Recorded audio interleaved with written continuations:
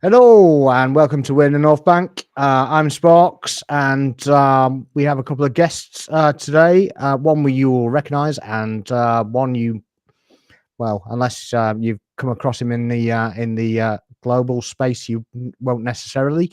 But one's Jamie. If you introduce yourself, Jamie. Hello, everyone. It's Jamie Waffles Footy back. We're not the dynamic duo today. We're a triple threat. Nice, like it. So we've got Keeve. We don't know what we're calling him at the moment, but so we're going to go with the flow. But welcome, Kev. Thank you. Yeah, it's a pleasure to be here. I've jumped onto Jay's TikTok when we was discussing football, and I thought it'd be a great idea to jump on with you guys after we spoke the other day. Nice. You're a little bit quiet there, Kev. Sorry. Yeah, I can turn my microphone up there. Just so people can hear you. It's all good. No problem. I can't really take the credit for what's happened today, really, because I've been at work. Jamie's kind of done a bit of a rundown of Group C. Jamie, let people know what you've been doing. Okay, people. So, if you've been over on my YouTube yesterday, we did a Group A and Group B, and I've tagged We're the North Bank on there. Basically, it's a deep analysis into each squad. So we'll be showing up the last 5 fixtures. We'll be showing up.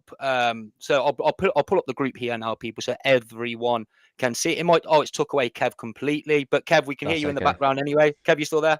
Yep, still there. No worries. Still here. So that's Group B and that's Group C and Group D. But I think we're just going to focus on Group C, people, because this is England's group, and we're going to go from Slovenia all the way down to England, looking a deep dive into each squad. I've put what key players there is.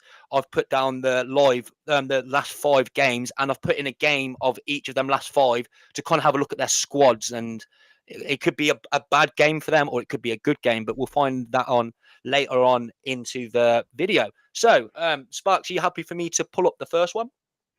Yeah, go for it. But yeah, what if you're in the live, then if on the YouTube, if you can subscribe, like, and comment at any juncture. If you got any questions, you've got any comments, stick them in the chat, and we can always react to those as well. Okay, happy days. That 3-punch combination, people. 3-bunch combination. We all know it by now. So it's like, subscribe, and comment. So I'm going to pull up the first team, which was Slovenia. If people can see, it's not the best graphic, but I'll pull it up further up my screen. So our key players I've got on here, Kev and Sparks, is Jan Oblak, and as a lot of Arsenal fans will know, is Benjamin Sesko. So your thoughts on Jan Oblak, Sparks, first? I mean, he's a quality keeper. At the end of the day, he's had quite a decent career. Quality keeper. Something we kind of been lacking at Arsenal for quite some time. A keeper of that kind of quality. So definitely key for his team. I mean, obviously we've got. He can't do everything on his own as a goalkeeper, though. That's kind of the biggest problem that they have. They have 1 or 2 superstars and not much of anything else, really. Yeah. Kev, do you want to touch on Jan Oblak? What you know of him? Yeah, I think he's a brilliant keeper. He's definitely up there with some of the better keepers. He's not exactly someone you want between the sticks when you're attacking. He is, I think, probably one of the stronger keepers in the competition. It's just going to be difficult for the team as a whole. They have got the few key players, but when you've got a great keeper on the line, you've got a lot of comfort and confidence, really, in defending. So yeah, and then moving on to Benjamin Sesko. So Benjamin Sesko, from us Arsenal fans, have seen a lot of these highlight reels of him. I think we know that Spark's seen a lot of highlight reels. We're heavily linked with him. He has 14 goals and 2 assists this season over in the Bundesliga. What's your grasp of Benjamin Sesko over there, Sparks? I mean, he's a very tall, agile kind of striker. I don't really know much about him from before the highlight reels kind of came out. To be honest with you, so it's not really something I've I've really taken account of. I know that we're not the only ones watching him.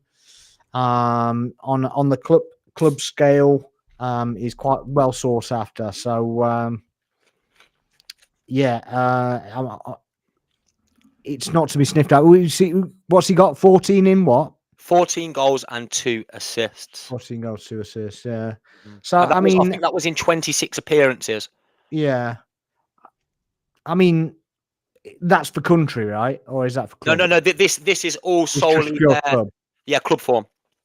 Yeah, I mean, I do know that he didn't start off playing the first part of the season anyway, did he? Because I forget his name now, but the other guy kind of took the prominence, if you like, and then he got in later in the day because he wasn't performing, or I think he had a minor injury, and then he couldn't get back in the side. So he's obviously done enough to keep the other guy out of the side. Whatever his name is, I can't remember.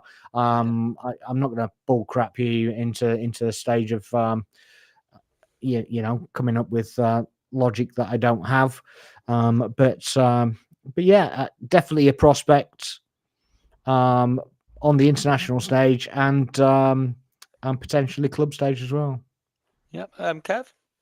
Yeah, I mean, he plays at Leipzig, right? So Yeah. The Bundesliga can be a tough team with, some of the teams there now. So to have them 16 goal contributions is really good. His actual international record with Slovenia is pretty similar. He's scored 11 in 29. So he can score goals at an international level when, that's some of the best football with the nations. You've got their best players. So he's definitely someone to look out for the defenders. He can be a bit of trouble. Well, there you have it. Here's some intel from Big Kev over here. Go on, lad. Let me pull up people. I'm gonna bear with me because the graphics I can see on my screen. That's not them. I've just got to go through a couple of them first, people. No, because it's so small on my screen, people. It's going to be the last one, isn't it? Of course, it's going the second one you just had up was Slovenia, Portugal. Second one, Slovenia. Here we are. Yeah. Sorry, people. Tuna. It's really tiny on my screen. Let me pull up my screen now. So, Slovenia. This is the result I wanted to pull up. So this shows their starting lineup, and the result I've got here was against Portugal, which they won 2-0. And Portugal were, and probably still are, my kind of favourites to progress and win this. But looking at that, Jan Oblak, there's a couple of household names in there, Sesko, like we've just put over there, but I'm not going to butcher any of these names, people, so I'm not going to read too many of these names. I'm going to absolutely butcher them. Sparks, over to you, mate. Well, I'm not going to butcher them either, but or I probably will. I don't know. But yeah. There's an itch in there all the time, isn't there? There always seems to be that kind of. That's kind of a bit as far as I go, really. Stojanovic, I actually know. I've watched a few games with him. Decent player, but yeah. Not really clued up about this side at all. They don't really have many household names, and they could find themselves struggling, to be fair. Yeah, what are you thinking, Kev? By looking at that lineup, can you recognise any names there? Yeah, so their striker up top with Sesko, Sporar, he so you see that Cherin scored in that game. Sporar and Cherin actually played together, Panathinaikos. Alongside, they've got another midfielder that's been chosen for their squad called Verbic for Euros, which is always kind of good because, for them, they've now got 3 players that play together consistently. It brings in a bit of chemistry, so they know each other well. So Sporar is their second international goal scorer behind Sesko. So if Sesko's not scoring goals, that'll be their other option to look to. There you have it. So Kev, obviously you've touched on, you know a bit into more the Slovenia squad than probably me and Sparks. I've looked into them. I've looked over today. I've been doing my research, but you've grasped a bit more than what I know, kind of thing. So how do you think they're going to go? Like, what's their odds in qualifying? What are you thinking? I think, it's really hard because we've got in this group, Denmark are a pretty good side, and England have had a few run-ins with them. Serbia are quite a tough physical team with some good players. So it might be unfortunate for Slovenia to be in our group, but they're definitely not counted out. They've always got a chance. They can always nick points against any of the teams. Well, I wouldn't count them out completely. I'm going to pull up their the last 5 fixtures, if this is the right one, people. That's England. Sorry, That's the England one. That was England's, weren't it? Yeah, there you go. That's Serbia. That's Serbia. Sorry, boys. It's Serbia, just all so mixed up. It's going to be the last one. It's this one. Be the Here. last typical, one, of course. Yeah. Typical. So let me pull up my screen because everything, people, is like this, like that tiny on my screen. So the last 5 fixtures, if you see, 2 draws. You can make it full screen, Pardon? You can make it full screen, What? Oh no, I've just pulled it up full screen now. Okay. Yeah. So the 8th of June, their last fixture was against Bulgaria, which was 1-1, which is a draw. Slovenia versus Armenia on the 4th of June was 2-1. And we've just pulled up that fixture just before, which was Slovenia versus Portugal, which is a very, very, very good result for them. Malta's a poor draw because Malta is a very, very poor squad. I'm going to touch on something there. One of the lads from Malta, who plays in non-league now but used to play at Coventry City, he's with my cousin. So that's just a little bit of a fact for you there. And what are you thinking Spark's going to look at this form guide? I mean, it's quite surprising, that is, to be fair. Just the actual results that they've got out of that. Yep. But they're friendlies, aren't they? It's a different beast to actually playing tournament football. So we can do the form guides all you like. It's not about here, is it? It's about when it actually matters. Yeah, completely agree. Kev? So yeah, I still don't see them qualifying, unfortunately. But yeah, just because the quality of the group. I think I can agree on that one. I think that once we deep dive into more of the teams, especially Serbia next, which have threw a lot of surprises in there for me. Kev, you're thinking on that form guide? Yeah, I mean, look, 5 results with no loss isn't bad. You've got to look at the quality of teams as well, and a win against Portugal is very good for them. I think it does show that on a good day for them, they can come out and play well against better teams. But I completely agree that with the group, unfortunately, I don't think they're going to qualify. I think they will finish bottom of our group. But it doesn't mean they can't shock some people and nick some points. You never know. We've seen crazier things happen. Yeah, exactly right. The knowledge there, Kev, is exceptional, mate. With that Slovenia team, I'm very, very impressed. So moving on to Serbia, which I'll pull up now. But just while we're here, this is obviously on over on YouTube. If everyone can like, comment, and subscribe, and if on Twitter, because we're over on Sparks' Twitter, and I think also mine. If you can get some comments in. All of them, yeah. Is it just on yours? Is it? I haven't turned anything off, so whatever you turned on. Yeah, it's on both of our YouTubes and both of our Twitters. So if you've got any comments, people, put a comment in, and then we'll gladly answer those comments. Bringing up Serbia, so this is their key players. There's a couple I could have mixed and changed with. Kostic is a memorable one to go with as well. But Sergio Milinkovic-Savic has had 23 goal contributions this season. I know it's over in Saudi Arabia, people, but Lazio, he was pulling up the same numbers. What are you thinking on? What's your thinking on Milinkovic-Savic, Sparks? I think he's a quality player, to be honest. I don't think he'd go missing in the Premier League. I think he could play in any league, to be honest with you. I mean, I'm not sure what his age is now, but I think 29. He went over there quite early doors, didn't he? Yeah, he's 29. So he's still in his prime. So still got plenty of years left in him. It's probably a bit of a shame that he's gone over there, kind of before he's had a chance in prime time in another league. So it was the Italian league he was in. He was in Serie A, wasn't he? Yeah, he was playing for Lazio. I think he was at Lazio for about 5 or 6 seasons. I believe it was Lazio. Yeah. Yeah, I mean, he maybe should have taken a step up in Serie A or taken a better role somewhere else. In my opinion, I don't really think the Saudi league comes into it until you're 30s. But different players have different value on money, don't they? I guess, and unfortunately, they end up going out of European shores and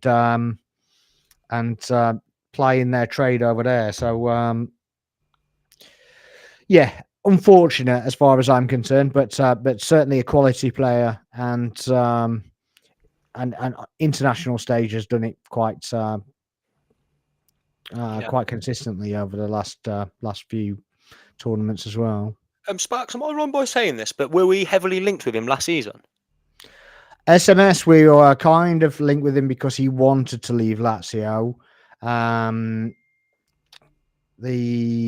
Sorry, my phone's pinging in my bloody ear hole. Everybody chooses to send me 15 messages. I just had a FaceTime call from my kids. I had to deny it. You're just like, can you see me or something? I'm not that famous. I'm really not. So yeah, you can't see me. So stop messaging me. Anyway, but yeah, but yes, we were linked with him. I don't know how closely we were linked with him. You always get, you know, the kind of period where it's just one thing and every journalist gets hold of it, and it spiraled into this atomic kind of outlier. And do you hear my cat? Yeah. Yeah, he wants feeding and he's scratching the carpet. Sparks, let Kev know about the club mascot. I'm gonna get. He's the club mascot. Yeah, he is apparently the club mascot. Amazing. He's very miserable at the minute because I haven't fed him. You can go shoot off and feed him if you want, Sparks. You can shoot off and feed him. I'll feed him in a minute. I'll wait until you're on the next set, and then you can go the other way around and leave me till last. So yeah. But yeah, we were linked with him. I don't think how it was that heavily, but obviously heavily enough to kind of cause some. I'd have welcomed him quite happily at Arsenal, to be honest. Yeah, I would have as well. Do a great job. Yeah, Kev, your thoughts on Milinkovic-Savic? Yeah, brilliant player. I mean, you can see from the goal contributions as well, the assists. That's really important as well. You know, it shows that he's good at playing the ball about, and he's got a good vision to set other players up if he's not in the best opportunities himself. Interesting little fact, actually. I believe he's a goalkeeper, but Milinkovic-Savic's brother's also in the squad this year for Euros. Yeah, I was going to. Oh, yeah, that was coming up. Yeah, I think he's a keeper. I think. Right? Yeah, he is. He plays in goal. He's the first team keeper for Serbia. Yeah, so that's a spoiler, right? So that was coming, and yes, he tried. He used knowledge to rob. I was wheeling that one. I was wheeling it. No, my fault. Go on. Yeah, no, he's a great player. You can see from the goals and assists. Yeah, you should have hit mute at that point, Jamie. Yeah. Well, you're gonna go off and feed after this, but I need you to help me out on this one, because you know I butcher this name every single time, Sparks. Who is the one? Yeah, say it, please. Dusan Vlahovic. Yeah, I say Dusan Vlahovic. Yeah, it's Vlahovic. I really struggle. I can't, in my head, I can't comprehend his name, and I don't know why. But yeah, he had 16 goals and 3 assists for Juventus this season. So the season before, he had a really good spell, and then he kind of like went down a little bit. And now this season, it looks like he's had another good season. I've seen him score a free kick. I think it was towards the end of the season. I don't know if this is wrong. It was a free kick, and it was an absolute banger. But we've been heavily linked with him many times. Famously rejected us, used us as bait to go towards Juventus. His agent put it out there to try and draw Juventus in. That's what he did, didn't he, Sparks, with Dusan Vlahovic?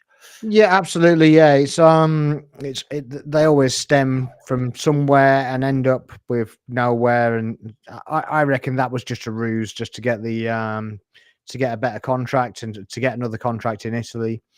So I don't think there was ever any chance of him leaving and coming over here. Everybody kind of got a bit butthurt that he didn't want to come to Arsenal. He didn't want to leave Italy. He didn't want to come out of Italy. He's quite happy there. His family are settled there. It's only the same as an English family or a family that's settled in England or London or whatever, not wanting to go to Manchester, not wanting to go to Spain, not wanting to go anywhere else. So you can't blame the player for that. It's just what he was. And what are you doing, you weirdo? Who, me? Yeah, I can see I you. I was looking down because you know the little pictures. I was trying to see which one's the next one to roll after. Mhm. Yeah, all I can see is your blooming is your parting line. Oh, but let's not talk about the airline. Then. Let's keep I've that got out you. of I've got you on a discussion. 30. I've got you on a 32-inch monitor, and I've got literally just like your You just- head in my face. It's like head in 4K. Yeah. But yeah, But it's weird. not, I'm not taking the headphones off, lads. Don't tell me to. No, no. All right, all good. But yeah, I think he's a quality player. He had a bit of a downturn towards the end of the season, but still quality. You can't take that away from him. They changed managers obviously since at the end of the season as well. So clearly something wasn't right in that dressing room as well. So maybe he lost the players. They lost a bit of confidence, and that's that GA is not reflective of his ability, in my opinion. Yeah, I completely agree with that, brother. Kev, your thoughts on Dusan? Yep, the second name. Yeah, Vlahovic. Yeah, quality. He's yeah, quality player. He's actually got a really good record for Serbia as well. He's scored 58 goals in just over 90 games for them, which is an amazing record. Yeah, you know, and there's another player that's not on there as well. I don't know if you want me to go into it now, if I could mention him. But Yeah, Mitrovic. crack on, because we do Mitrovic. honourable mentions. I was going to say Kostic on the honourable mentions, but I didn't. Right, yeah. Well, Yeah, so go on. Mitrovic, he is also got a goal every 2 games for Serbia. Yeah, yeah. So that's two people, you know, that are scoring a goal every 2 games. I mean, Vlahovic, if you want to be technical, is just a bit more than that by ratio. You know, so that's 3 players you really need to look out for, as you said, honourable mentions as well with Kostic, but there's definitely a threat to the defence. 100%. Could you see, Kev? Could you see? After looking into this Serbia squad, which I'm going to pull up in a second in the graphic, I might as well pull it up while we're here. Yeah. Just while it's me and you. Just got to wait for the laptop to load. Is that the Serbia one? That is Slovenia and Portugal. Just keep it in there, guys, because what we got here, because it's tiny on my screen. Denmark. Yeah. Sorry. And there's Serbia, yeah. Yeah, Serbia. So, I'll pull up the form guide afterwards. So, kind of looking at this, what I pulled up this one specifically because it used to be Serbia and Montenegro. So massive rivalry, people. Yeah. They've won 3-1. Mitrovic had 2 goals. Dusan Tadic with the 1. What I was going to touch on, brother, is when looking at this squad, you've got Zikovic, you've got Tadic, you've got Lukic, you've got Milinkovic Savic in goal, you've got Pavlovic, you've got Nikola Milankovic from Fiorentina. This squad here, looking at it, when I've done a bit more of an in-depth analysis of the squad, they're a very, very strong squad, and I think these are now my dark horses. Yeah, they're a very good squad. I mean, Tadic is a brilliant player as well. You can see he scored in that game. Yeah, Pavlovic at the back. Would you think these is a dark horse, brother? Yeah, I would agree. They definitely are. It's hard because there's quite a few teams you'd put as a dark horse, and it's quite competitive nowadays. These would definitely be one of them. Pavlovic at the back as well. He's a pretty solid defender, but he also gets quite a few opportunities to score. So he scored a few goals for Serbia as well. It's definitely it can be a dangerous team. Yeah, definitely. I'm seeing that as a really, really dangerous team as well. And people, obviously, from my TikTok lives and all that, I get quite a few people in there, and then they're all writing off Serbia. They're saying, "We'll wipe the floor with them." Trust me. They're not here. They're not here just to roll over Serbia. This Serbia team is definitely. After looking into it, I said this with Spark yesterday with Switzerland. I think Serbia and Switzerland are my dark horses. I think that if they don't finish second with Denmark, they'll go through as the best placed third. Yeah, I agree. Whoever's facing them in that next round, it's going to be a struggle. It is going to be a big struggle. You agree as well? Sparks, what's your kind of thinking on this? Now you're back in. What are you thinking on this starting lineup? Do you recognise a couple of players in here? Yeah, I mean, obviously Tadic is a big one that's had a lot of Premiership action. Yeah. Lukic has played in Serie A, I believe. Yeah. Am I tripping by saying Lukic played at Fulham? Or am I thinking of a different Lukic? No, I don't think. I'm not sure with that one. I don't think he came to Prem. I think he played in Italy. Yeah. Anyways, yeah. I think. Yeah. I might be wrong. Because Milinkovic Savic, the keeper, plays in Italy, doesn't he? Plays in Serie A. Yeah, he definitely plays in Serie A. Yeah. But yeah, there's a few names that I recognise as well there that I couldn't tell you where they play, to be honest with you. But Well, Nikola Milenkovic, he plays for Fiorentina.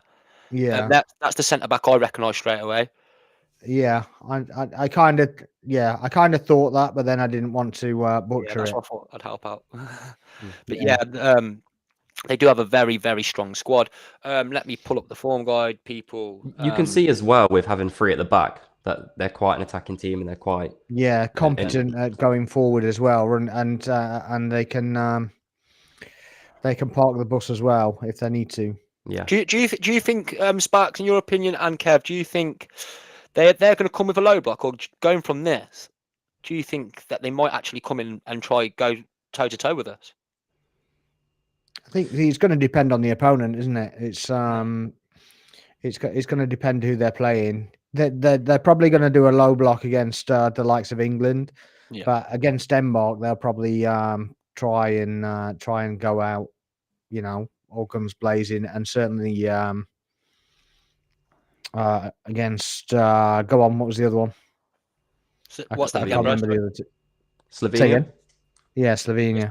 Yeah. Sorry. Yeah, so I kind of expect them to kind of go out guns blazing against those two, but yeah, go for it. I could see these causing Denmark a real problem. I think you're probably right. A third place best performer could be there, and they could trouble the second spot. Yeah, 100%. Let me try and pull up the. I think I've got it straight away, boys. Serbia. Yeah. Way, go on, lads. I got it straight away. So coming into this, literally 2 days ago, they beat Sweden 3-0, which is a good victory. They lost to Austria, which is a bit, but yes, they lost to Austria. But Austria are a very good side. They beat Cyprus. They've drew with Bulgaria, and they have beat. Obviously, I've just shown the graphic of them beating Montenegro. So that's 3 wins, 1 draw, 1 loss, which ain't bad form to come in. And the other 2 down here are their qualifiers.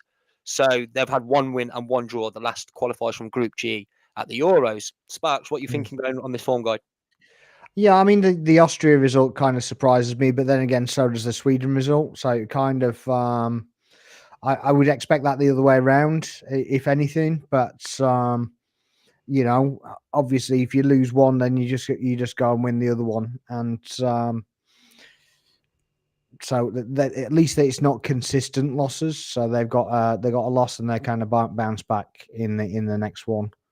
So you can't really. Their form's a lot better than ours, a lot better. But we'll see that in a moment. Kev, what? Yeah, I mean.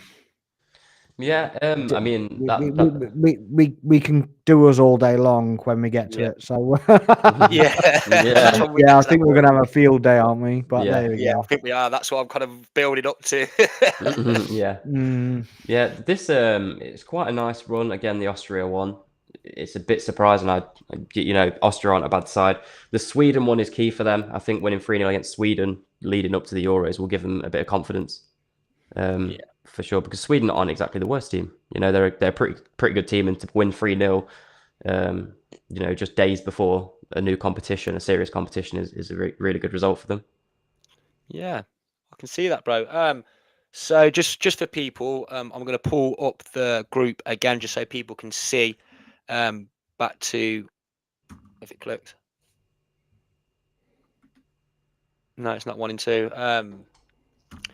It's Denmark next anyway. So here's our key players for Denmark. So obviously, I think these are the 2 obvious ones. You could go with quite a few of them, but I just went for household names, so everyone who's involved can kind of grasp at this. So key players: Christian Eriksen, which we all obviously know on Christian Eriksen. My thoughts on Christian Eriksen. He hasn't had much game. He hasn't had much game time at Man United this season. But whenever he puts on his country's top, he's a very, very good player. What are you thinking, Sparks, on Christian Eriksen? Yeah, I mean, he's always been a kind of a linchpin for Denmark, but his form this season's not been great. His international form's not been fantastic either, to be fair.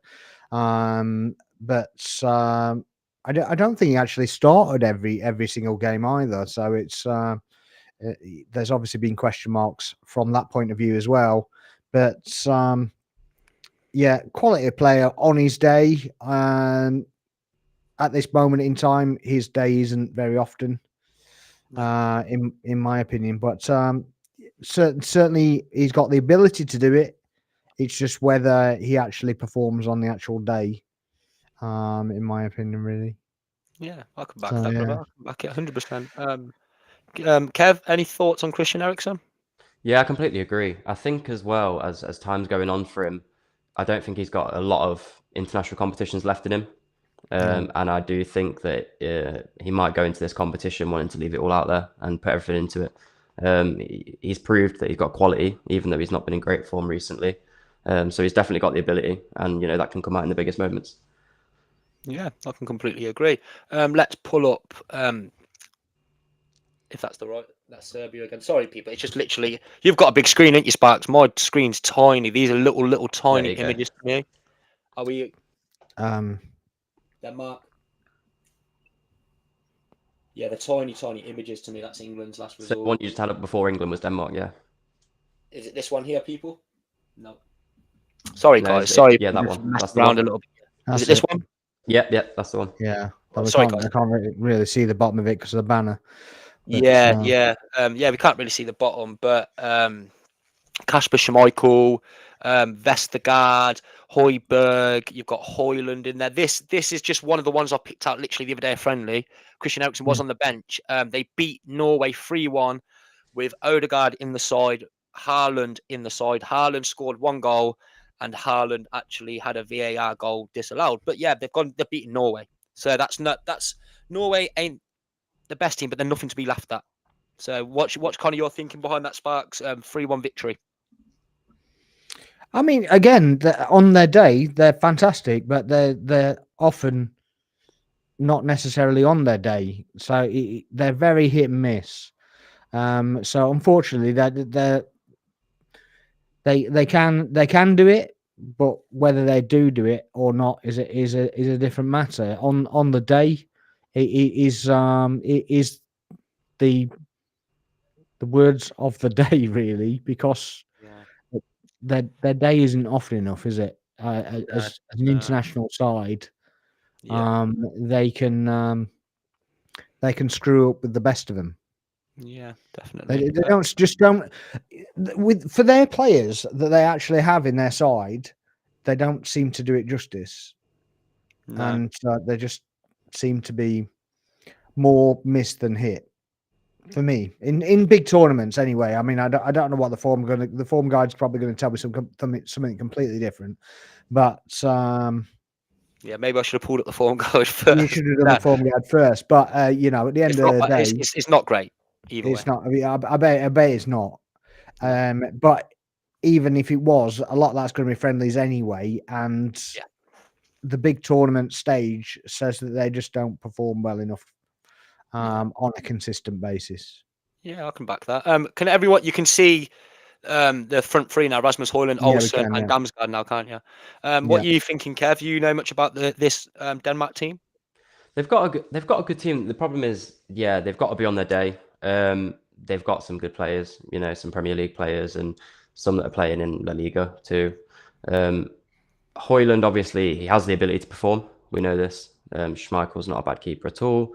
Højbjerg's a great player. Damsgaard that I always want to look out for. Yeah. So he's the one that scored the 25-yard screamer free kick top corner against England in the Euro semi-final and put us 1-0 down, and that had me worried that game. Yeah. So that's probably just a bit of bias based on past events. But we don't have a great run-in against Denmark, which concerns me. The England squad. We don't. I think we played them twice in 2020 and came out of a draw and a loss. Yeah, we did. Yeah, definitely. Saying that we've got a new team now, and this is a Norway team. Not the greatest team, but they were still up against players, like Odegaard and Haaland, who are top players. I know that doesn't make a team, but for me personally, I think that Denmark will finish second in the group. Okay. It's tough because Serbia really should claim that position, but I just have this feeling that Denmark are going to come through and be on their day for the group stages. I don't think they'll make it much further than that. But No, I'll see if this is the right form guide, people. Yeah, But that's a 50-50 though, right? From that point Yeah. of view of who finishes second and third, that could go either way, right? It's not a surefire nailed on. You wouldn't put your house on Denmark finishing second. 100% not. I think it No, comes of down course you to if Denmark and Serbia nick points against each other, or possibly the England squad. Yeah. Sparks, I've pulled up the form guide for you. They're not the greatest teams, but it just looks good because it's got 3 wins and 3 draws. But so we've got Norway. They won 3-1. They beat Sweden not long ago. Sweden seem to be losing quite a lot of games. They only beat Faroe Islands 2-0, and they drew 0-0 to a very, very good Swiss team. This Denmark team and the Switzerland team, I kind of put them like this, like toe and toe with each other kind of thing. If you kind of get what I'm saying, like that draw, I think it kind of elaborates exactly where Denmark are at. But Switzerland can be exactly the same. Yeah, exactly right. That's kind of what I'm grasping So, at. Yeah. so Switzerland can be the really stubborn, decent side on their day, and then the next game they'll play, and they're just completely, not at the races, and anybody could beat them really. Yeah, I completely apart agree. from Faroe Islands, obviously, Agreed. but Yeah. Kev, what are you thinking on the form guide? Completely agree with that. I think that I don't think there is. I would be more worried about Switzerland being in a group than Denmark. 100%. It's not a bad run, but as we say, it's not the best teams. You look at Sweden that have been losing recently. At Faroe Islands. So, yeah, I'm still kind of on the same standpoint. It's obviously not a bad result to not have any losses there, but at the same time, the opposition isn't as strong and competitive as what they'll be facing in a week's time.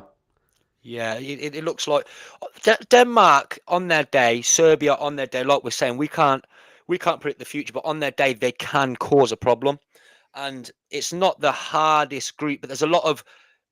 This group is a lot of we're kind of up here, and these 3 are kind of like Slovenia might be a little bit here, but these 2 like this, they're neck and neck with each other. I think by the looks of things. Shall we move on over to England, boys? Must we? This is where the fun starts, people. Right. So I've actually included 3 key players for this one. I weren't actually going to put Bellingham in, but because of people, I thought household name. I'll put Bellingham in just for the people. But this Harry Kane, 36 goals and 8 assists in 52 appearances. He had 44 goal involvement in 52 appearances. Wow. How many of those are penalties? I don't. It's not Cole Palmer, lad. It's not Cole Palmer. Diving for penalties, maybe. Yeah, diving for penalties, definitely. Yeah. So I'll run across all 3 of them, then we can kind of like talk about it. Bellingham had a sensational season for Real Madrid. Towards the end, kind of slacked off a little bit, but he won the Champions League. He's got 19 goals and 6 assists from midfield, which is a very, very good return. Declan Rice, my personal, is the person I think is the most important England player at this Euros. I'm going to get into it, guys. Declan Rice. If you took out a Harry Kane, you can kind of try and grasp back with Tony or Watkins, or you could put Bellingham in a false 9. Bellingham you could take out. You can put in a Palmer or a Foden. Declan Rice, I don't know what we would do if we took him out, because obviously you could put Mainu in there, but there's such a golfing class in our centre midfield. Declan Rice is up here and all the other midfielders are down here. Declan Rice is, in my eyes, with Rodri, the best central defensive midfielder in the world. And I say that as an Arsenal fan, as Sparks would. He came in this season for that price tag of £105 million, people. And I thought, I hadn't really watched him too much. I just knew he was a good player. And when he came in, I was like, wow, he's took us to that next level. In my eyes, he's Arsenal's best player. And I think he's England's best midfielder, and he's our most key player. What's your thinking, Sparks, from them 3 there? Well, I completely agree with the Declan Rice kind of loving and whatever, but I think the same goes with Harry Kane. I think if you take him out that side, I think we're struggling for options, to be honest with you, and nobody seems to do it on the international stage for any kind of duration. So I almost think that when you're going to get when Harry Kane goes, you can push Bellingham up there for a false 9. We're almost going to have to do that rather than have a Watkins, have a whoever leading the line as Harry Kane's done, because you can't argue with the numbers. No, you The can't. numbers kind of stack themselves, and he scored goals wherever he's gone. And all right, we have a laugh and a joke that he doesn't get trophies, which is hilarious, by the way. But you know, you can't take away from him what he does on the pitch. He just scores from anywhere, you know, and he wins penalties, which we know that some of them are quite suspicious at times, but you know, he buys them sometimes, but that's what strikers do. That's what good strikers do. So at the end of the day, I think we're going to struggle when Harry Kane hangs up his international boots. As much as we mock him, you never know. Once he does, we might actually win something. But Spursy. But yeah, it's going to be difficult. It's going to be tough. And just to touch on Bellingham as well, you said he dropped off towards the end of the season. He had an assist in a Champions League final. Yeah, he did. Yeah. And not many players can say that. Nope. And the only reason he was kind of left out of action in that final was because that's what he was told to do. He started off kind of playing defensive, and then he got pushed up and he got pushed up and he got told to sit. And that's where he'd been playing for most of the season. So he just got told to sit there, wait for the ball. And if you get the opportunity, hold it up, wait for somebody to come into play and play the ball. And that's what he did.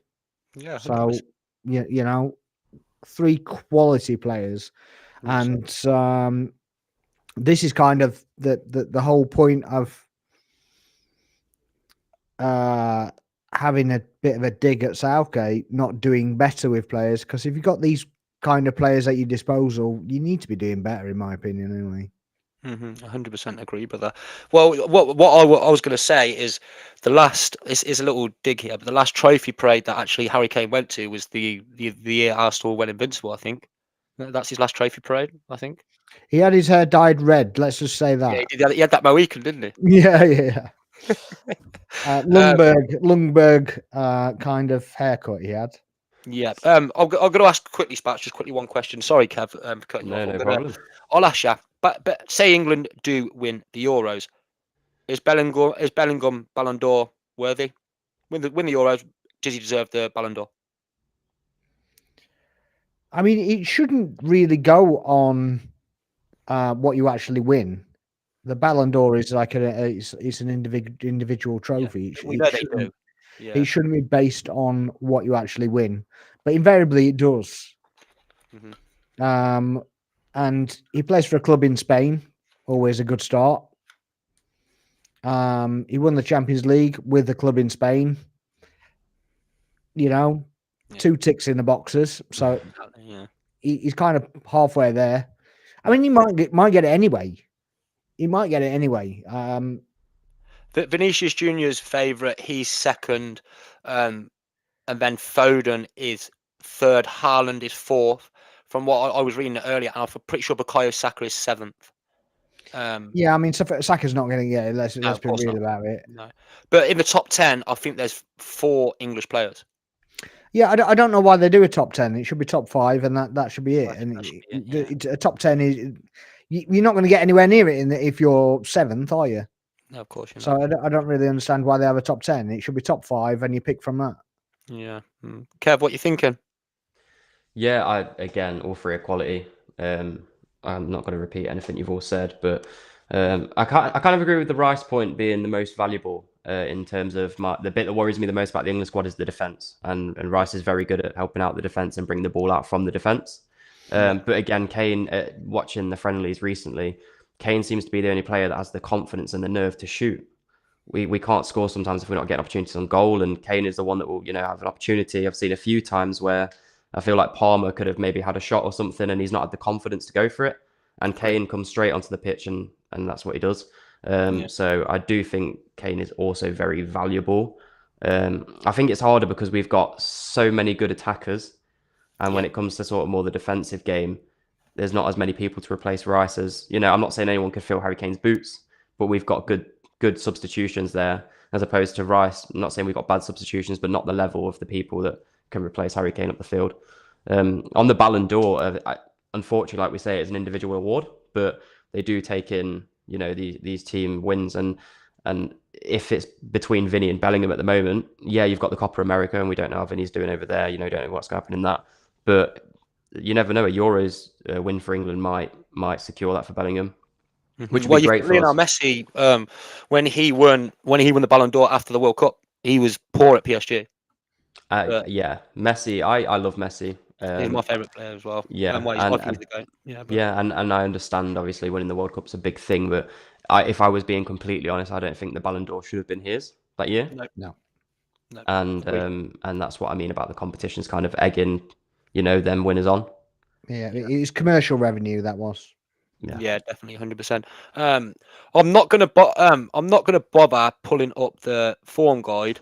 I'll bring up the Iceland fixture, if that's the right one. Let me just pull over the Iceland fixture, because that gives us a grasp of what the starting 11 was. Whereas the form guide, we know what the form guide is. People like we don't want to talk about the form guide. we already kind of know. It's up to you if you want to pull it up, but we know, we've watched the games, we know the fixtures, we can just talk it out. So going into the Iceland game, the one we've just got, we can talk on this. Aaron Ramsdale started, which he wouldn't have been. It would have been Pickford. Kyle Walker, John Stones, Guehi, Trippier, Mainu, Declan Rice, Cole Palmer, Phil Foden, Anthony Gordon, Harry Kane. I'll just go off first and say the starting 11, what I think Southgate will go with, which I've been saying on my TikTok live, it will be Pickford in goal. It will be Kyle Walker, John Stones, Guehi. The back four all stays the same. But then it will be Trent Alexander-Arnold, centre midfield next to Declan Rice. This is what I think Southgate will play. Declan Rice with him, and then Saka out on the right instead of Palmer. And then it'll be Bellingham through the middle, and then Foden out on the left, and up front will be Harry Kane. Has everyone agreed on that, or that's what Southgate will put out? I think. Yeah. You kind of agree. That's what he'd put out. I'm not saying that's my team. I'm saying that's what he'll put out. Yeah, there's an argument that he might put Konza in there, but I don't think so. I think Guehi's his favourite. Do whatever. He can also put Trent out instead of Walker, but I don't think he will. No. I think that's pretty much how it goes. Touching on the Cole Palmer thing, where he was like he did shoot a couple of times in the Iceland game and basically just shot at a player, which is his selection could have been a lot better. Harry Kane did sky one from like 5 yards and put it in tier 2. So they weren't all together again at the races, but on another day we'd have scored 3 in that game, and we wouldn't have the concession of that goal, because it wasn't the best defensively. I think Walker got done like a kipper. I think Rice was caught upfield and didn't really have cover, and then Stones, opened his legs. He was done twice, wasn't he? So and Ramsdale could have done better. I still don't think it was his fault, but he could have done better. So, but that result could have been anything for me. He could have been 3-0, but it's We're blessed with an array of talent. I just want to touch on the whole Palmer thing. There's been a lot of shouts for Palmer to come in for Saka, but I think he's had his audition and he's kind of failed the audition. If he wanted to push for that position, he would have played better. When it's a low block, people, when they've got a low block and you've got to play in between the lines, there's no better winger for playing in between the lines than Bukayo Saka. He sits in that half pocket of space, and he's always he's this way, people. If you actually watch Bukayo, he sits there and he gets the ball and he gets in. I don't know if you can touch on that, Sparks, but yeah, but that's how Bukayo Saka kind of plays. He sits on that. He stands in the half turn in a pocket of space when he comes in. The thing is that that a lot of wingers will just run gung ho at the defender, at the fullback, or they'll try and run to a bit of space and put a cross in. And Saka used to do that. Yep. But now he kind of relies on the left back, on the right back rather, to overlap him, to kind of take a bit of attention away while he does like a touch between two players that are inevitably marking him. So he tries to, so he takes it inside, and people say, oh, he's predictable and this, that, and the other. Well, you're like, well, yeah, predictable, but 2 and 3 players can't stop him. Yeah. So it might be predictable, but you know, Iron Robin I was might be able to predictable as predict well. the lottery numbers, but they'll be a week late. Yeah, Iron Robin was predictable. He'd always cut in on his left foot, but he still did it.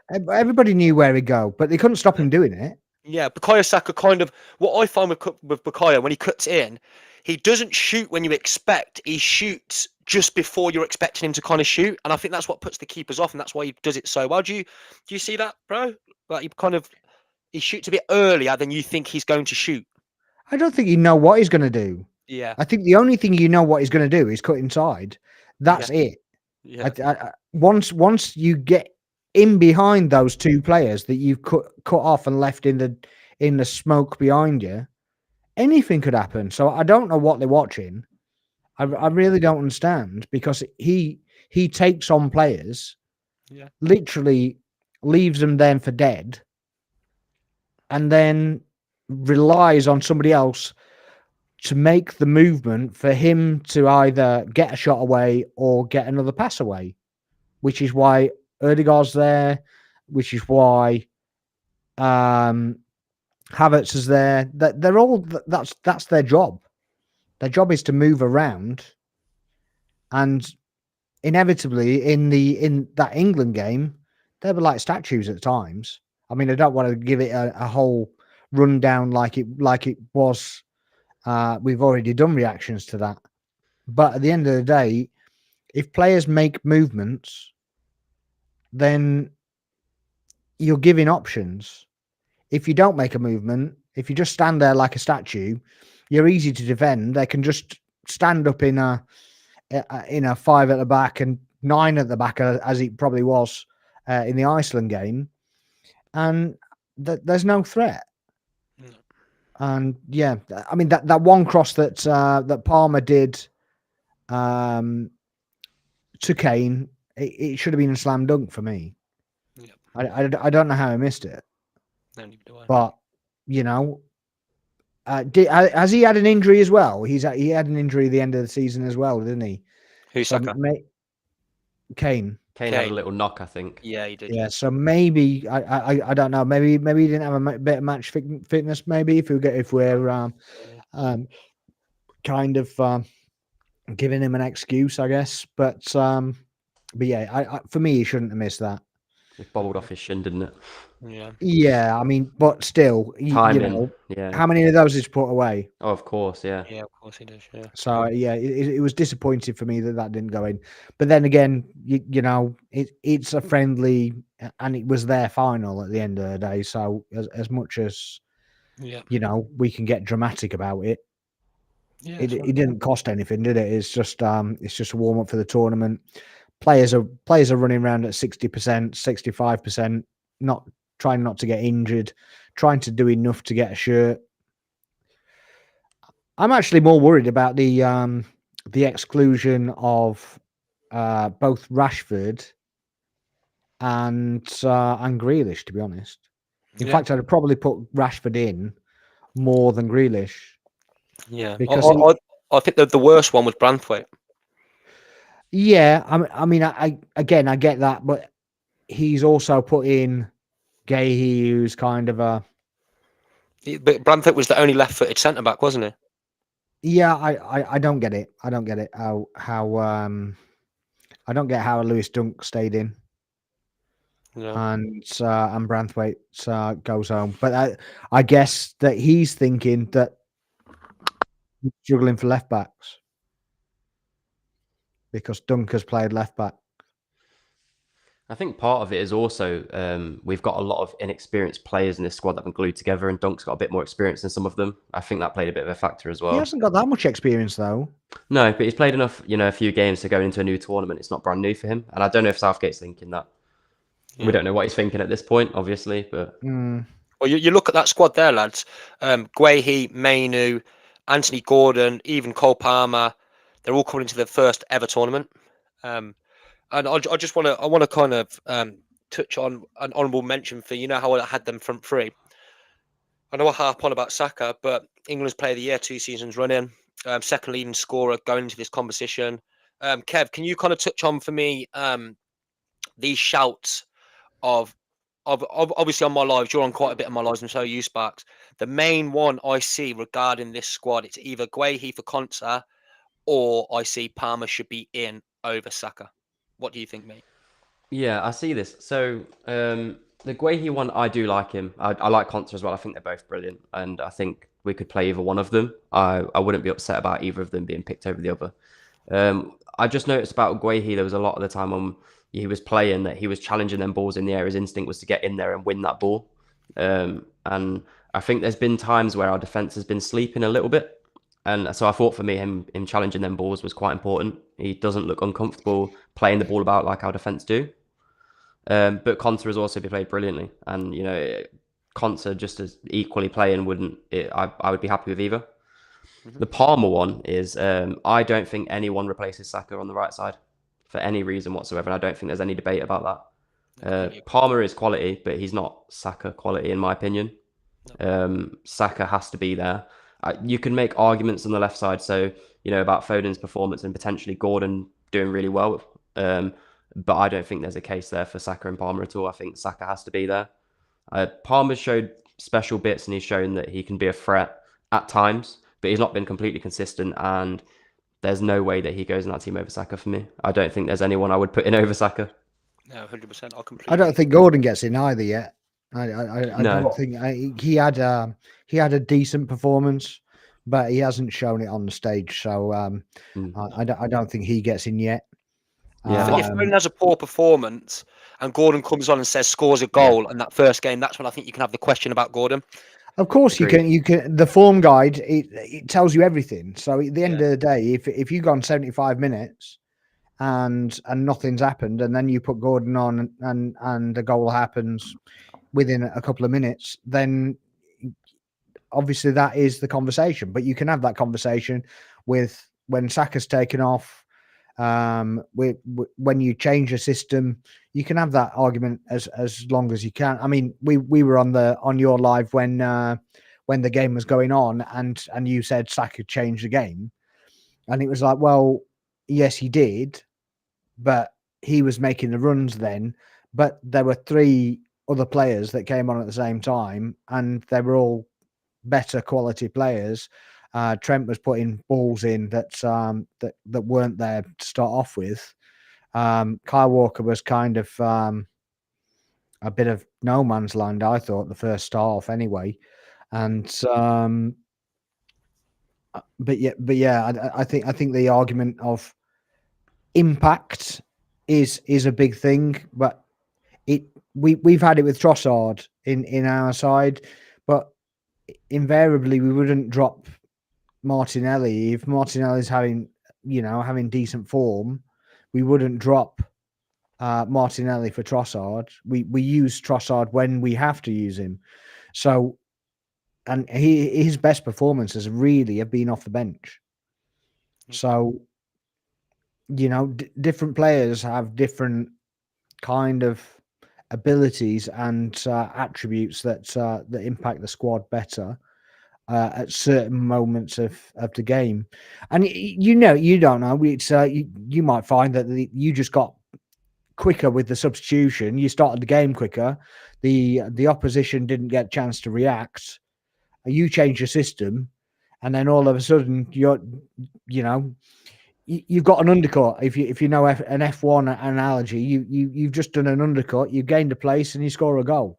Yeah. So there are a lot of factors in goal scoring and abilities, not just the impact of one player. Of course. It could well be that the whole system's changed at the same time. So yes, a lot can be gained and read into that impact, but it's not the be all and end all. So the form guide tells you a certain amount, but it doesn't tell you everything, unfortunately. No, of course not. And what I want to kind of touch on as well is that Saka's positioning for, I know I've spoke about with you, Sparks, as well. His positioning is completely different for England than it is for Arsenal. He plays further forward. So Kane comes in and drops deep, and Saka's the furthest man forward. I don't know if people notice. He plays them nice balls across to the wing. Yeah, he does. Where you kind of seen it when Saka got that hat trick. Alexander-Arnold played that ball, and Saka was in because he was the last man. He's the furthest man forward because Kane drops in deep, and then Saka's playing in front of him. So he's kind of, at times, he's kind of our inside forward. So that's kind of what people ain't realising with that Cole Palmer thing, because Saka plays that position, and that's the way it works, and it works for England. And as you was touching on with things changing during the game, like Mikel Arteta touched on, he said that in one game he changed formations and tactics. I think it was like 52 times just in one game. But I don't think Southgate's on that level doing that. But that's kind of what I think you were touching on, Sparks, where that you can change these little things in the game, and it can help you severely, especially against low blocks. But my kind of take on this, them two friendlies, Alexander-Arnold is our best creative player. Most naturally gifted creative player we've got. So he has to play no matter what. People need to take this Liverpool agenda out of the way, because they don't rate Trent Alexander because he can't defend. So he gets put in midfield and people don't back it. But they don't like his defending. So why would he play right back? But he has to be in this squad, because when he came on, it weren't, I was saying Saka because I was just trying to wind up other people, but Alexander-Arnold was the actual person that made something happen when he came on the pitch. Do you agree, Sparks? Yeah, but that used to be Walker, and it used to be Henderson, and and that's why he kind of stuck with Henderson for so long. But he's kind of not being replaced, which is kind of why he's trying to shoehorn Trent in there, because he's trying to keep Walker happy or whatever he's trying to do. I don't exactly know what he's trying to do, because I'm not in his head. I think I'd be a bit lost if I was in his head. But yeah, that should be Ben White's spot. That should be. It should be Ben White's spot, that right back spot. Him and Saka together. I mean, he's kind of made his choice, so we kind of can't go with that. But I would have loved. For me, he can play, but he can play right back or left back. Yeah. So I look. My biggest issue, right, with the whole Ben White saga and now the Maddison saga, right, because although Maddison's not a saga because it hasn't been brought into the public domain, because we all love Spurs, so we're not allowed to say anything. But yeah, the Ben White thing was crime of the century, and Maddison went off from the squad, and nothing said about it at all. He was in the pub the next day. Well, I think he went to a gig, didn't he? Yeah. But imagine if that was Saka, Sparks. Imagine, like if he got kicked and he went and done this, the agenda would have been absolutely madness. But do you remember when Rooney did it? Do you remember when Rooney did it? Yeah, I do. Yeah. And Rooney basically, he went off in a huff, and then and then he was in the stand having a bottle of Beck's or whatever, and that's what the image we saw for about a week. Yeah. And so it's not just, dare I say, obviously black players and stuff like that get picked on by the media and stuff. No. It's the profile of a player from certain clubs, and it's just, of course it is. I don't really understand why certain clubs get a free ride and other clubs don't. I don't think Mainu would get that right up if he didn't play for Man United. Neither do I. If you have you seen the all come out about Saka now? Have you seen? I think it was I don't want to say this too wrong, but it was called something black, not like Black Lives Matter, but for the black people. They come out and then they've spoke to. It's a big movement, and they've spoke to the FA. They spoke to England about Saka. There was a big, massive. If people want to look on Twitter now and have a look, there's a big paragraph of them saying, "Why is this happening to Saka? Why is he the front page of Yeah, everything?" but I don't necessarily. Certain things can be perceived as that, right? Yeah, And but it just puts players like that in the firing line. It gives people the but excuse yeah, to be that way. but they've done it with players that aren't Yeah, black, of course they have. Of course they have. right? So But the most recent one has been Raheem Sterling and Bukayo Saka. yes, yeah, absolutely. Raheem Sterling couldn't do a thing right, Yeah. and to be fair, I don't think he even did anything wrong to get that tag at all. No, do you know what, Sparks? Yeah, remember he had that gun tattoo on his leg, yeah. But then Foden's doing celebrations, doing this. But then they drilled Raheem Sterling about that gun on his leg. Do you remember? It was all over the media. He's got a gun tattoo on his leg. Do you remember that? The gun tattoo on his leg used to. I remember something about Briefly, it, but Yeah. And then I mean, I Phil don't Foden know what. celebrations doing that. I'm not just saying because of the black players. I'm saying there is an agenda. You're completely right. Completely right. Alexander Arnold, there's an agenda against him because he's a Liverpool player where people go, "Oh, well, he shouldn't be Yeah. playing because he plays for Liverpool." It's quite simple, isn't it? But I think a lot of this, like I'm saying, I think a lot of this is the accommodating and just basically nursemaiding certain players for too long. Yeah. Not bringing younger players into the squad early enough. Yeah. And this is like the first time pretty much under Southgate that in a pre-tournament friendly that he actually gave younger players or newer players into the squad that aren't necessarily going to play an actual run out. Yeah, it is, yeah. Why couldn't he do that when White was there? Yeah. I'm sure that's not he's not the only one, but that's just the example I think of now, because he doesn't want to spend his life just sat on a bench, Yeah, waiting for something to happen. Well, he knows because he knows that if something did happen to Alexander Arnold, then there was at the time there was Reece James, then there was all these other people. He played a centre back at right back. Yeah, he played a centre back at right back. Exactly, and over he Ben had White. him on the bench. Yeah, exactly. So he's proven a point. Definitely. So, you can't have a go at him because he's basically gone, well, if you ain't going to play me, and I still say this, even though the press kind of came out and said this is what happened, it's kind of a whole hoo-ha. I still think that's the initial thing that happened, and that's what he's got his back up in the first place. So yeah. I reckon that's what's happened. Yeah, so do I. Yeah. Shall we kind of move on? Move on to come to the last little tiny segment of this, because I've got about 6 minutes left battery on my laptop. But the last kind of segment where our predictions for the points. So like, do you want to take this down?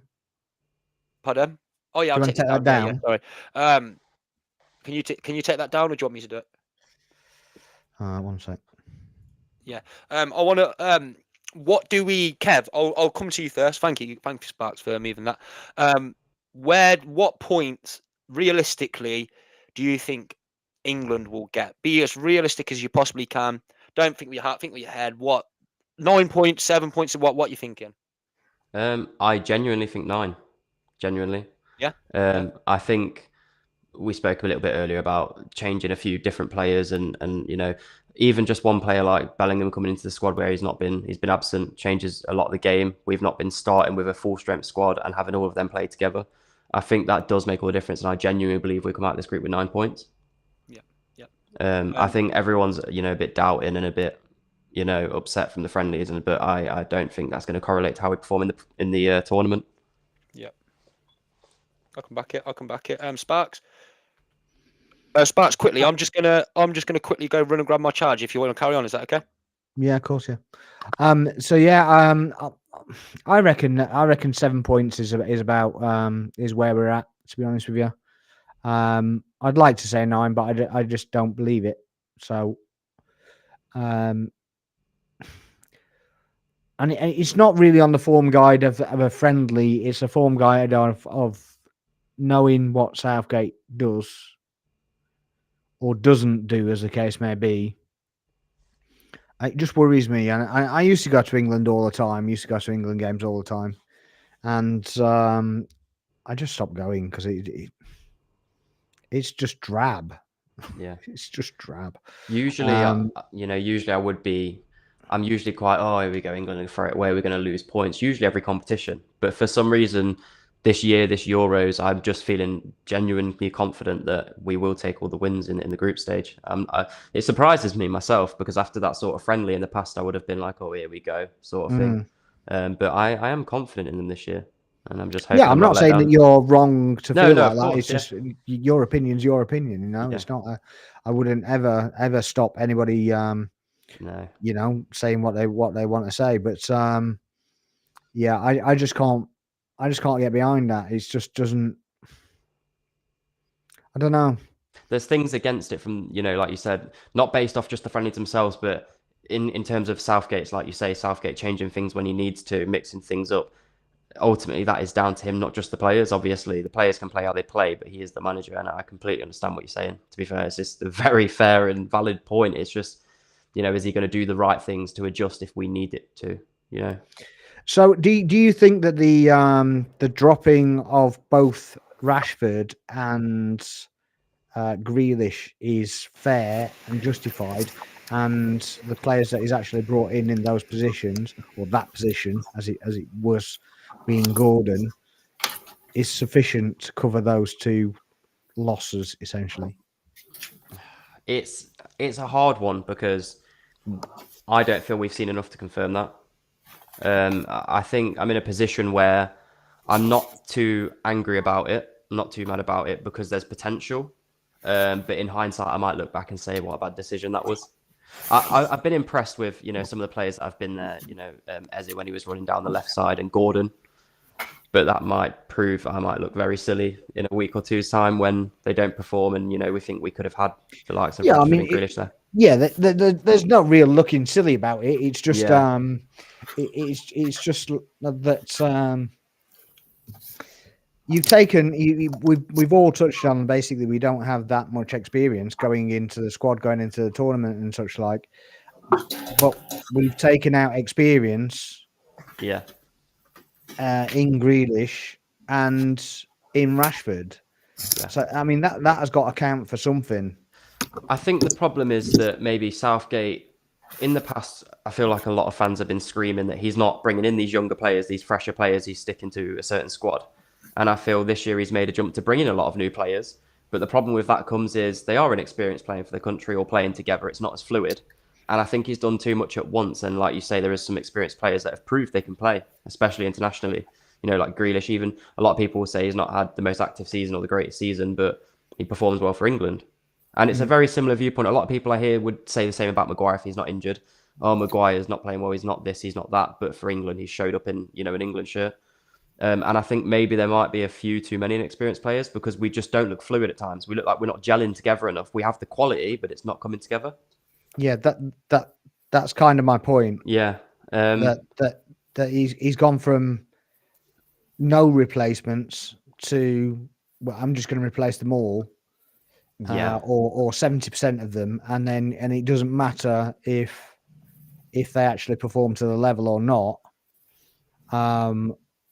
I've kind of now made my bed. I'm going to lie in it. So is it? Well, I'm running out of contract, so I don't really care. But at least I blood him in. Or does he really think that he can get the tune out of these players? Is he really doing something? Yeah, I think he's based a lot on this season's performance. With Watkins coming in after his season, and Gordon has been a big shout this season, and Palmer, obviously they've had really good seasons, so some of them you can't really deny looking at them at least. But I think what he's done this season is he's brought a lot of people in based on this season, and I think sometimes you do need that old reliable like Rashford or Grealish. Maybe there's too many people he's brought in with inexperience for the squad, and maybe someone like Grealish would have been great, who's very comfortable playing with these players in an England shirt. Yeah, I mean, he did a pick out in the City game, one of the last City games. Might have been actually been the Real Madrid game. I can't remember exactly now, but he did a pick out of on the back post.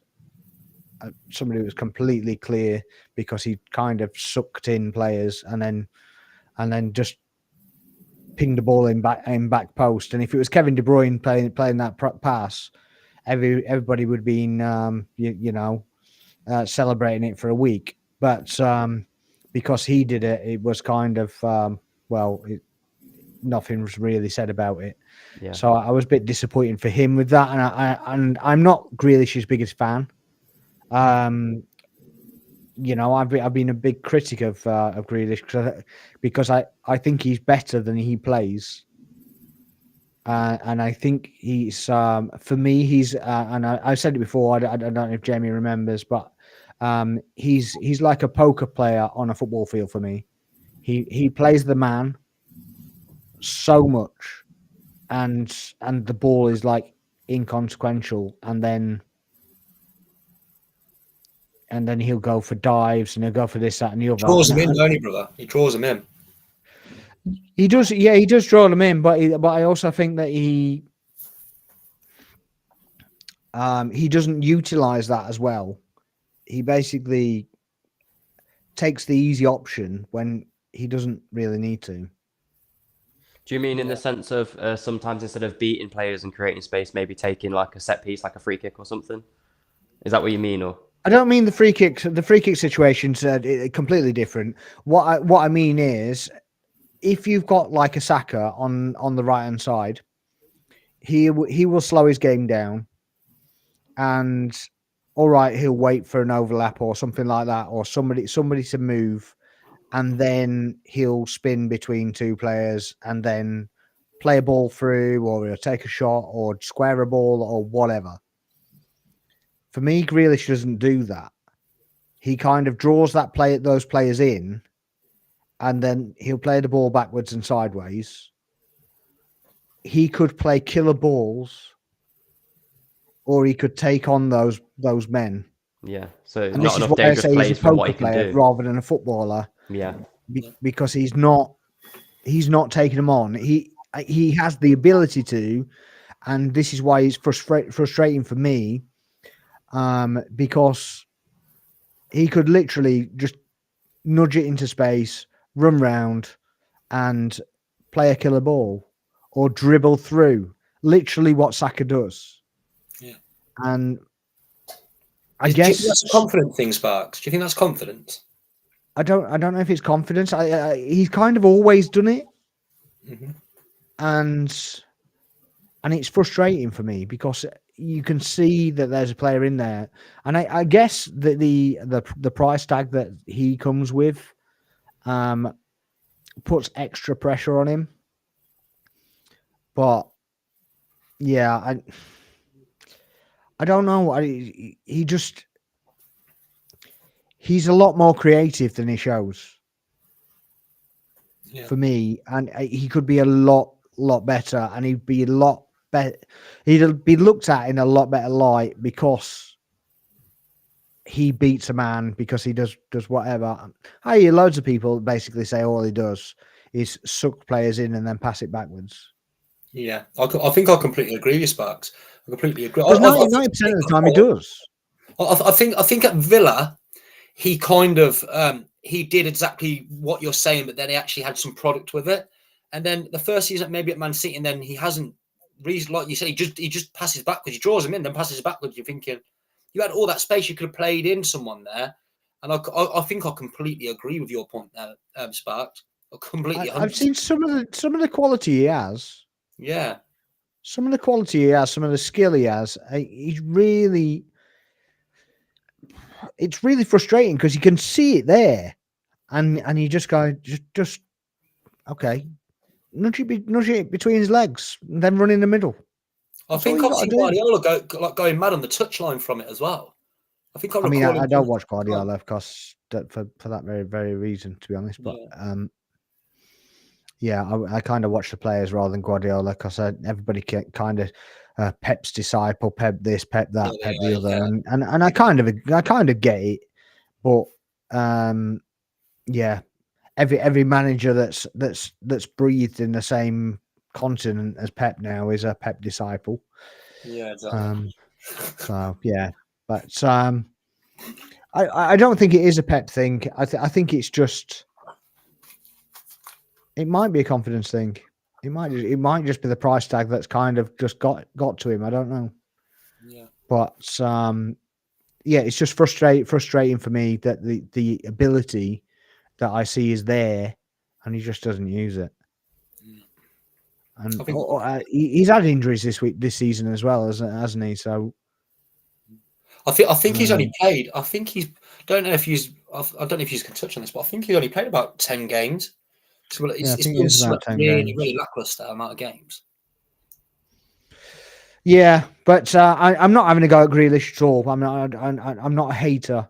I just don't like the fact that that I see a lot of talent there, and it just seems to be wasted. That's all. And for an England point of view, if we had that on the other side, Yeah. alongside a Foden, alongside a Bellingham, then you know it adds a massive option. Because that's what Saka does with Odegaard, don't he? He draws them in, and then Odegaard kind of drops into that pocket of space, and he plays through Odegaard. Then Odegaard would do like a little flick back to him. They do that little 1-2 in between the half spaces because Saka draws them in. Or Ben White's going on the overlap, and Exactly. Odegaard's through the middle. Yeah, so I've literally So that's what I mean. But I mean, obviously that relies on those said players doing that movement, which against Iceland they weren't doing. No. So that's obviously something that they need to be doing more at least. Yeah, but that left side as well, with Luke Shaw. Luke Shaw's not even back for the first game yet, and I think he's not back until the first knockout game, isn't he?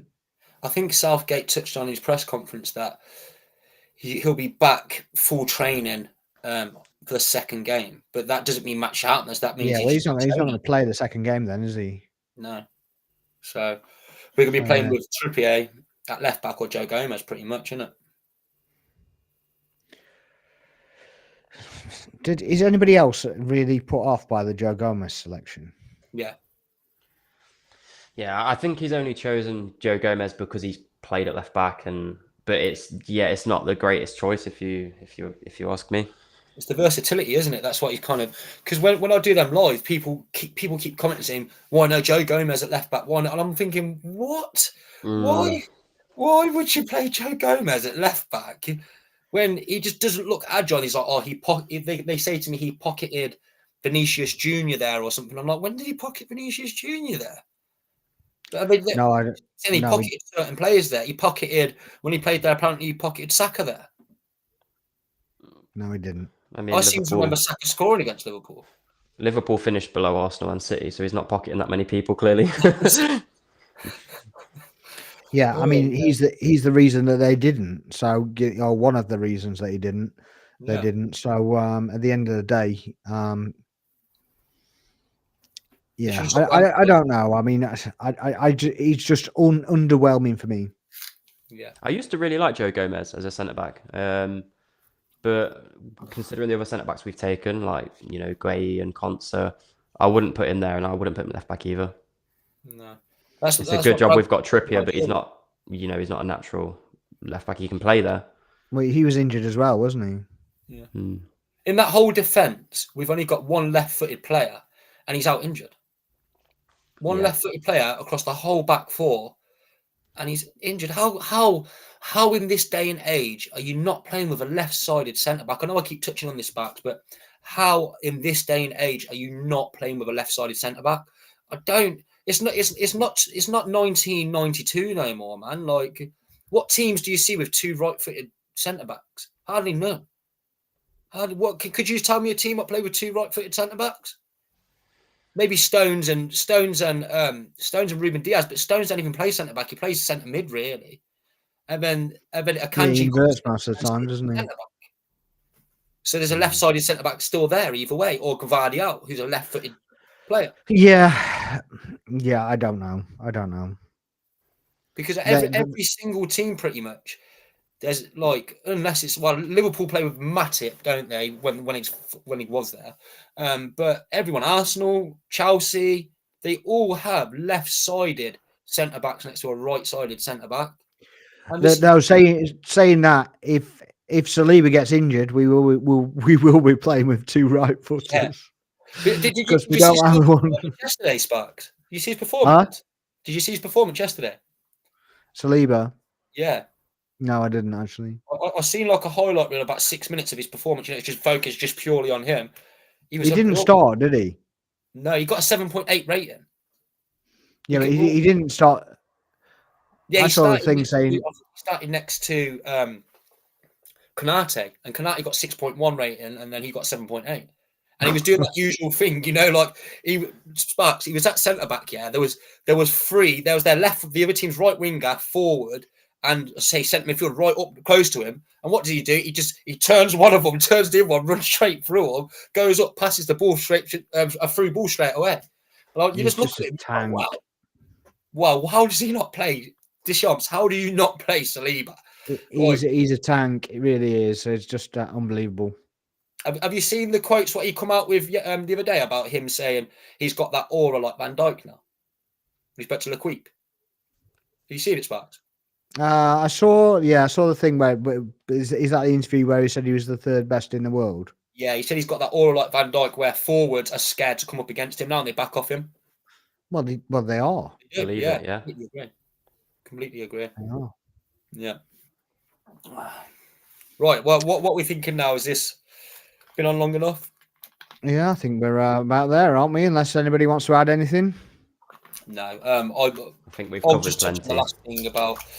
I think my final prediction for the squad. I'll go with England to top the group, and then I will go with Serbia and Denmark neck and neck. It could come down to goal difference, but I think Serbia second, Denmark third, and then Slovenia in fourth. What about you, Sparks? What are you thinking? Yeah, obviously, I think we're top of the group. I'd be very disappointed if we don't, because it's a relatively decent group for us. I don't know. I kind of have a funny feeling Denmark will do it and finish second now. Yeah, it's Kev's fault. My bad. Son. I just, ever since we played Denmark and Damsgaard scored that free kick and had me worried in the semi-final of the Euros. It's been in my head rent-free. The thing is with the Damsgaard thing, he's the Rashford, isn't he? Yeah. Because he can have that little flick goal that's just on target. Nobody's stopping. You get inside on the right foot. Does it to us all the time. I just struggle with it. I just struggle that he's not there or Grealish isn't there.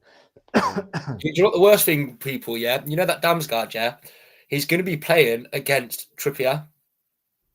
He's not going to be playing against Luke Shaw. He's going to be playing against Trippier, a non-left-footed left back. Well, he plays down the left, so he'd be the left side. I thought he's he's going to be against Walker. Oh, he's going to get Walker. Yeah. I do think we'll top the group, and I genuinely, with confidence, believe we'll come away with 3 wins. I think if there's any team that will trouble us, even though Serbia are a very good team, I think it's Denmark. And I think that's just based off the history of us playing Denmark. That's probably just giving me a bit of fear. But, I think sometimes statistics don't lie, and there's a team we usually struggle against. But hopefully it'll be different. It's like going against the Germans on penalties. Never works. Yeah. No. Right then. Going against anybody on penalties doesn't really work. No. Just to clarify, I think Denmark comes second, and then Serbia. But I do believe if we take away the 9 points, and I'm confident in that, I believe Denmark will only go above Serbia on goal difference. I think they'll both be at 4 points. Yeah, that's what I think as well. Yeah. Yeah, so there'll be probably highest performing third as well, Yeah, definitely. potentially. Definitely. Yeah, completely agree. Right, people. Remember Right. to like, comment, Yeah. subscribe. Over to you, Sparks. Yeah. Thanks for joining us, Kev. Thank you for having me on. It's been great. Do you have a channel yourself? I do, but I've not uploaded on it in about 3 or 4 years, and it's only just a song for music that I did ages ago. So Okay. Well, if you DM it anyway, and I'll put it in the description of the video. And Amazing, thank you. yeah, thanks for joining us, Thank you very much Jamie. for having Thanks me. for joining as always. Do you want to Yeah. do your little bits? Yeah. So, Kev, Kev, quickly plug your TikTok. What's your TikTok? So my TikTok is at Kevin F EFF underscore. You'll find me down as Kiev, as you can see as my display name. Yeah. So mine, if we look down below, so over on YouTube, it's Jamie Waffles Footy, which if you're watching on Sparks' channel, and if anyone's watching it on my channel, make sure you go over to We're the North Bank over on Sparks' channel. My TikTok is Jay Gunner, which I post constantly, like quite a lot of content on, and my Twitter is Jamie Gooner. So JAYMIE. Over to you, Sparks.